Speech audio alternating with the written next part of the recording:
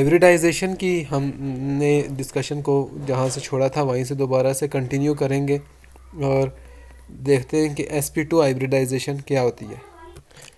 ये sp2 hybridisation थी जिसके अंदर तीन जो थे वो हाइब्रिड ऑर्बिटल थे sp2 और ये सिग्मा बॉन्ड बनाते थे। एक कार्बन कार्बन के दरमियान बॉन्ड बनता था इंटर बिटवीन टू कार्बन और दो हाइड्रोजन के साथ बॉन्ड बनते थे और एक जो pz अनहाइब्रिड ऑर्बिटल था वो साइड वाइज ओवरलैप करके पाई बॉन्ड बनाता था।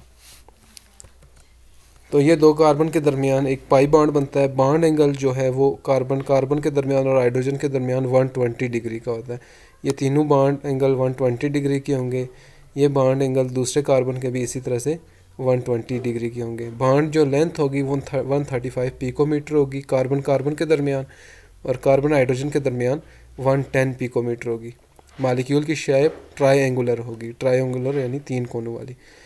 और तीसरी टाइप है हाइब्रिडाइजेशन की sp हाइब्रिडाइजेशन। कॉन्फ़िगरेशन फिर वही, इसी तरह से इलेक्ट्रॉन प्रोमोट होंगे 2s से pz ऑर्बिटल के अंदर। और अब जो हाइब्रिडाइजेशन के अंदर सिर्फ दो ऑर्बिटल हिस्सा लेंगे, एक s ऑर्बिटल और एक p ऑर्बिटल, और sp हाइब्रिडाइजेशन बनेगी। sp हाइब्रिड दो अनहाइब्रिड ऑर्बिटल दोनों कार्बन के पास मौजूद होंगे। तो इस तरह से दो sp हाइब्रिड ऑर्बिटल बनेंगे और दो अनहाइब्रिड py और pz ऑर्बिटल होंगे। ये हाइब्रिड ऑर्बिटल्स sp बनाएंगे और ये अनहाइब्रिड ऑर्बिटल्स वैसे ही मौजूद रहेंगे। तो इसको अगर हम ग्राफिकली रिप्रेजेंट करें तो अनहाइब्रिड ऑर्बिटल और हाइब्रिड ऑर्बिटल्स को हम कुछ इस तरह से लिख सकते हैं। ये py ऑर्बिटल है, ये pz ऑर्बिटल है, इसी तरह से ये दो sp हाइब्रिड ऑर्बिटल्स हैं। तो आपको ये बता दूं कि ये ऑर्बिटल दो लोब्स वाले, ये एक ऑर्बिटल होता है pz py और ये दो सेपरेट ऑर्बिटल हैं sp इनका सिंगल लोब है। ये सेंटर में न्यूक्लियस होता है, कार्बन का न्यूक्लियस।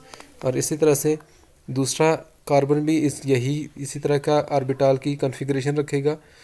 दो कार्बन कार्बन के दरमियान ऑर्बिटल आपस में ओवरलैप करेंगे। सेम उसी तरह से एक सिग्मा बॉन्ड बनेगा कार्बन कार्बन के माबेन। साइड वाले दोनों कार्बन के ऑर्बिटल के साथ हाइड्रोजन ओवरलैप करके एक और सिग्मा बॉन्ड बनाएगा। दो कार्बन कार्बन के दरमियान बॉन्ड बनेंगे और एक एक हाइड्रोजन के साथ, और दो अनहाइब्रिड ऑर्बिटल आपस में साइड वाइज ओवरलैप करेंगे। इस वक्त 2 पाई बॉन्ड्स बनेंगे, 1 सिग्मा बॉन्ड और 2 पाई बॉन्ड। तो जहाँ कहीं भी कार्बन कार्बन ट्रिपल बॉन्ड होगा इसका मतलब ये है कि कार्बन कार्बन के दरमियान 2 सिग्मा बॉन्ड हैं और 2 पाई बॉन्ड हैं। तो 2py 2pz ये साइड वाइज ओवरलैप करेंगे। कार्बन कार्बन के दरमियान hybrid orbital head on overlap करेंगे और हाइड्रोजन के साथ भी हेड ऑन ओवरलैप होगा। तो इस तरह से कार्बन कार्बन के दरमियान ट्रिपल बॉन्ड और हाइड्रोजन के साथ सिंगल बॉन्ड। अगर मालिक्यूल की ये बॉन्ड एंगल देखें, ये सिग्मा बॉन्ड है कार्बन और हाइड्रोजन के दरमियान, और कार्बन कार्बन के दरमियान 2 पाई बॉन्ड हैं, एक सिग्मा बॉन्ड है। ये सेंटर वाला सिग्मा बॉन्ड होगा और साइड वाले दोनों ये और ये पाई बॉन्ड होंगे। तो इस तरह से ये तीसरी टाइप है हाइब्रिडाइजेशन के। ऑर्गेनिक कंपाउंड के अंदर, ऑर्गेनिक केमिस्ट्री के अंदर गालबन यही 3 तरह की हाइब्रिडाइजेशन ही हम देखते हैं। कार्बन के 3 तरह के बॉन्ड बनते हैं, सिंगल बॉन्ड, डबल बॉन्ड और triple bond. Multiple bond carbon बनाता है। बॉन्ड एंगल जो होगा यहाँ पे 180 डिग्री का होगा।